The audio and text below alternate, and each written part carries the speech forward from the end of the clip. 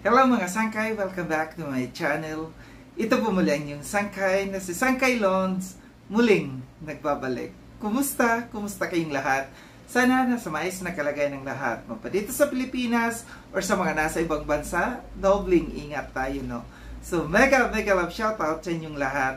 Sa Team Sangkay Original, Team Sangkay Sponsors, Team Kalingap, Kuya Val at Edna, Kalingap Rob. Sa lahat ng aking mga followers, supporters, and subscribers, sa mga lolos, lolas, OFWs, and PWDs. Mega love shoutout sa inyong lahat. And of course, I love you all. Ayan. Mega love shoutout also kay Roel and Rachel. Sa Team Trulala, mega love shoutout. Team Kalingap, Kalingap Partners, Team Kaliwat. At sa lahat ng aking mga sponsors. At sa lahat ng mga nagmamahal kay Sangkay, mega love shoutout sa inyong lahat. Ngayong araw na ito mga Sangkay, gagawa ko ng reaction video. Ito'y patungkol sa kay Lola Nene natin, no? Yung lola nating Luki-Luki, si Marilyn Chang. So, kinontent niya ako, then sasagutin ko lamang ito, yung kanyang content sa akin. So, meron akong audio clips na ipaparinig sa inyo galing doon sa kanyang live. Then, after natin na mapakinggan to, magbibigay ako ng opinion or kuro-kuro patungkol dito. Tara mga Sangkay, pakinggan natin. Para kay Sangkay, kung mag-reaksyon, lumalabas kang bias. No? Bakit? Dahil binanggit mo sa live mo na doon sa birthday ni Rina, meron kang nababasa. Okay? Meron kang nababasa. Nababasa mong pinaghahambing si Rina kay Richelle. Dito na lang sa puntong ito, Sangkay. Sino ang naghambing? Okay? Sino naghambing? Kasi lumalabas na ini-implicate mo silang dito, no? Ini-implicate mo eh. Kung sino man ang naghambing doon, hindi ba dapat manahimik ka na lang? Kung hindi naman silangga, kung hindi naman, hindi ka siguradong yun ay mga supporter, mga viewers ni Langga. Hindi ka sigurado kung sino yun. Kasi marami at maraming mga tao dyan na nagpapanggap po na kasamahan ng Langga community at ipaghahambing para i-implicate si Richelle dito. Para magkaroon ng issue. Ngayon, kung sana nananahimik ka Sangkay, walang nakakaalam kung itong dalawa ay pinaghahambing, tama ba? Walang nakakaalam. At ka bang suportahan ng magkabilang grupo? Palagay ko hindi. Dahil hindi ka marunong mag-live, hindi ka marunong mag-content, hindi ka marunong mag-separate ng mga bagay-bagay na dapat mong sabihin. So yun mga Sangkay, at pinapakinggan, no, yung audio clips na aking kinuha mula doon sa live ni Marilyn Chang. So ito na naman to, no, bumanat na naman ang ating lola na Luki-Luki. Marilyn Chang, no? Unang-una, doon sa aking reaction video na yon, wala akong pinangalanan kung saan, kung sa kay Rochelle or sa kay Rina, yung nabasa ko na mga nagko-compare doon sa dalawa. No? Ang ginawa mo dito, para bagang inisip mo kaagad. Walang idea doon kung saan saang supporters meron nagko-compare doon sa aking reaction na yon. Kung sa supporters ng Rochelle or supporters ng Rina. Ngayon, ginawa mo dito sa content ko, galing dito sa mga supporters ng Rina na kumbaga pinako-complicate dito si Rachelle, no? Ginagawa mo dito, ikaw dito ang nagpapa-complicate dito. Gumagawa ka ng issue. Ginawan mo ng issue itong reaction video ko na ito at sinabi mong bias. So, malinaw dito sa aking reaction video na ito na wala akong kinikilingan dito. Wala akong inilalaglag dito sa reaction video ko na ito. Kundi parehas na side na ito, kinampihan ko. Sinabi ko na wag dapat ikumpara. Malinaw na sinabi ko na wag dapat ikumpara ang ipagkumparahin itong dalawang ito. Pero ang ginagawa mo dito, tinitwist mo yung yung issue dito. Gumawa ka ng issue na para magkaroon ka ng content, na para maging bida-bida ka, na para maging sikat ka, na para maging iangat mo na naman ang Rochelle community, na para kampihan ka ng Rochelle community, ng Rochelle viewers, supporters. Mali yan, no? Para sa akin, hindi maganda yung isang ganito na reactor na nagpapasikat, no? Na magpapasikat na para ilaglag yung isang tao, kagaya ko na inilalaglag niya dito, na para hindi suportahan ng parehas community ng Rochelle at saka ng Rochelle at saka ng Reyna. Gusto niya na ilaglag ako dito, na para magalit sa akin yung parehas community, yung parehas grupo. Mali yung ganyan, no? Na para lamang maging sikat ka, na para lamang kampihan ka ng Rochelle community, maninira ka ng kapwa mo. Ngayon, Marilyn Chang, no? Huwag kang pabida-bida. Dahil kung ikaw ay mayroon isang utak na tao, kung ikaw ay matalinong tao, dapat nagigets mo no yun, sinabi ni Kuya Val, na ikaw yung tinutukoy doon, na ikaw ay isang kulurom. Kulurom ng Rochelle community. Na pasikat ka, no? Pasikat ka, pabida-bida ka, na para tangkilikin ka ng mga viewers ng Rochelle. Kulurom ka, sino ka, no? Na para magmagaling, na para manira ng kapwa mo, na para lamang maging bida ka. Di ba? Yan yung ano eh. Yan yung Marilyn Chang noon pa. Para sabihin mo rin sa akin na ako'y hindi marunong mag-content. Hindi ako na marunong na reactor. Hello, nakakahiya naman sa'yo. Hiyang-hiya naman ako sa'yo, Marilyn Chang. Tandaan mo, bulat-latin mo yung mga content mo. Kung ang mga views mo noon, hanggang 1,000 views ka lang. Ngayon, na nagpabida ka sa Rochelle community, umangat ang views mo. Bidang-bida ka na. Feeling mo sikat ka na. Feeling mo magaling ka na.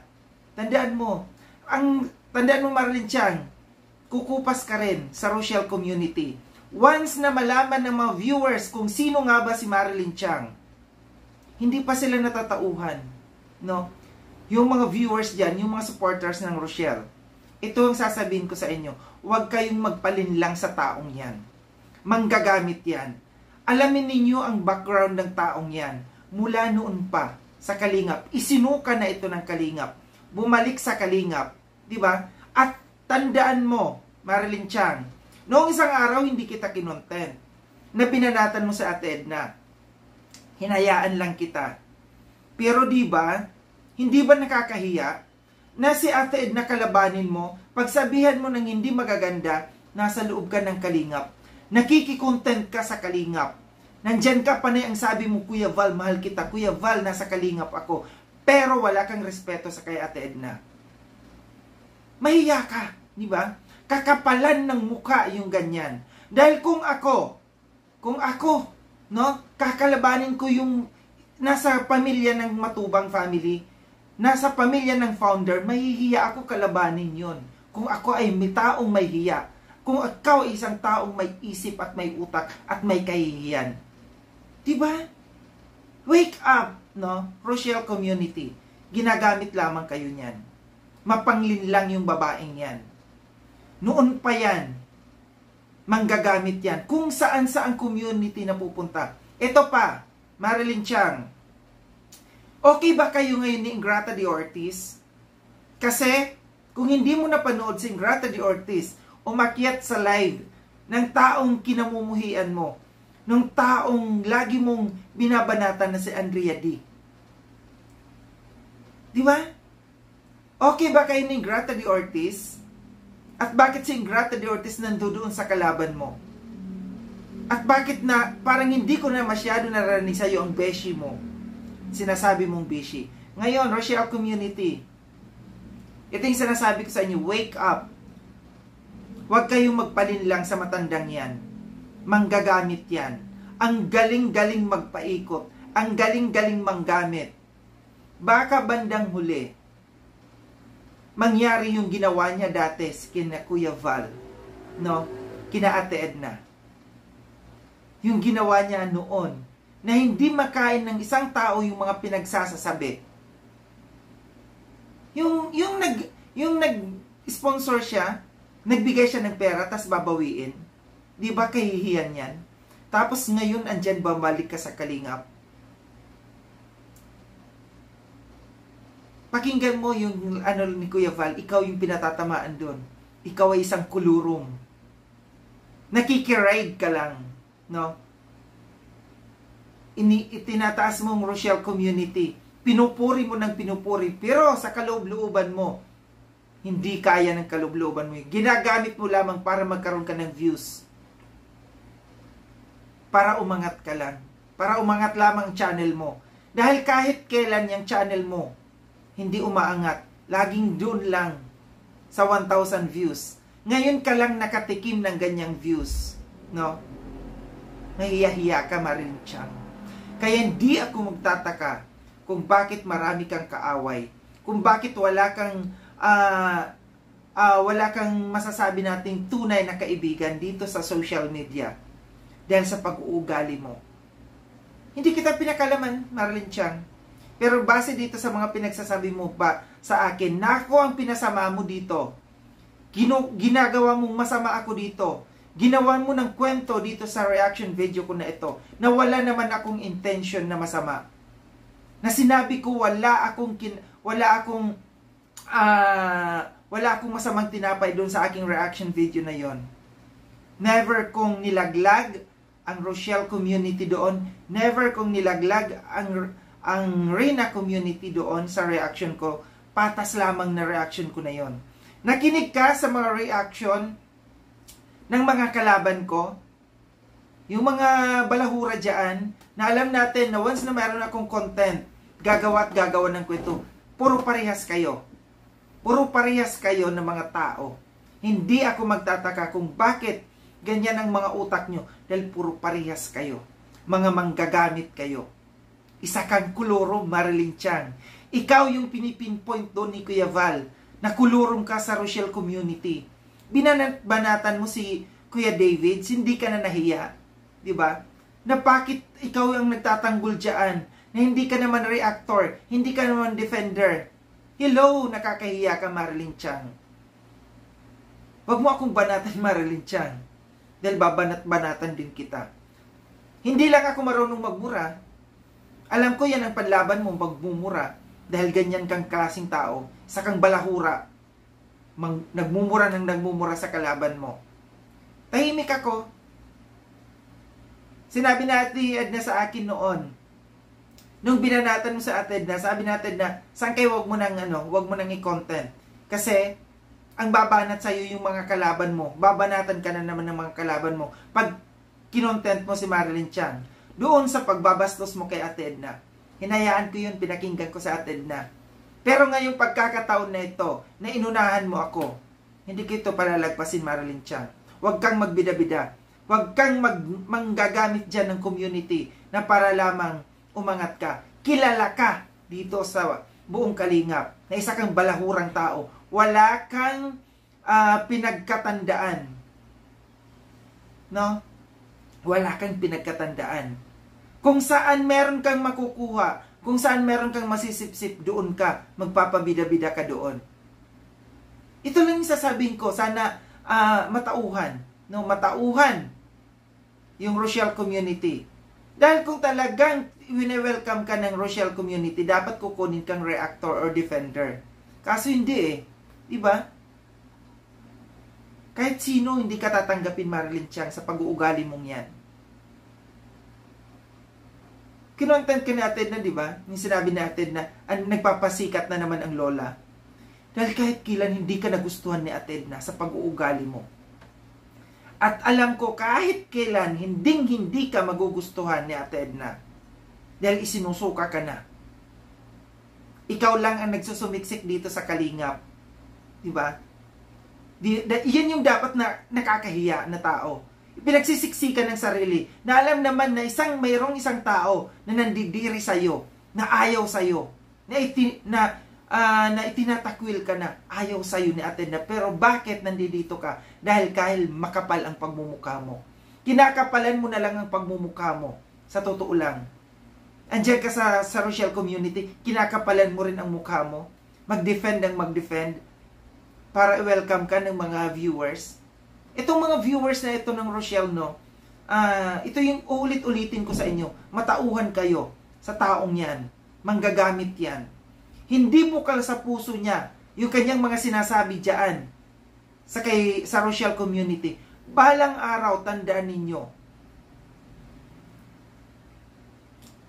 aanuhin din yan. Babanatan din ang Rochelle community niyan. Si Rowell at saka Rachel. Dahil ganyan ang taong yan. Parang unyango yan. Walang permanenteng kinakampihan. Ito lang yung reaction patungkol dito, no? Sa video na ito ni Marilyn Chang, na sana, no, hindi ka na, pinapatahimik mo ako, ikaw ang dapat na manahimik, Marilyn Chang. Ikaw ang dapat manahimik. Dahil kahiya-hiya ka. Huwag mong isiksik ang sarili mo dito sa kalingap. Dahil alam mo na isinusuka ka ng isang membro ng matubang family. Yan yung nakakahiya. Yan ang real talk, Marilyn Chang. Muli, maraming salamat mga Sangkay sa panunood. Sa mga hindi pa nakapag-subscribe kay Sangkailon, subscribe niyo na po ako. Click yung notification bell para updated kayo sa lahat ng mga videos na aking gagawin. Like and share itong video na ito mga Sangkay. Kita-kits tayo ulit sa susunod na video na aking gagawin. Ingat kayo sa ang dako ng mundo bang kinaroroon. Paalam na mga Sangkay. Paalam.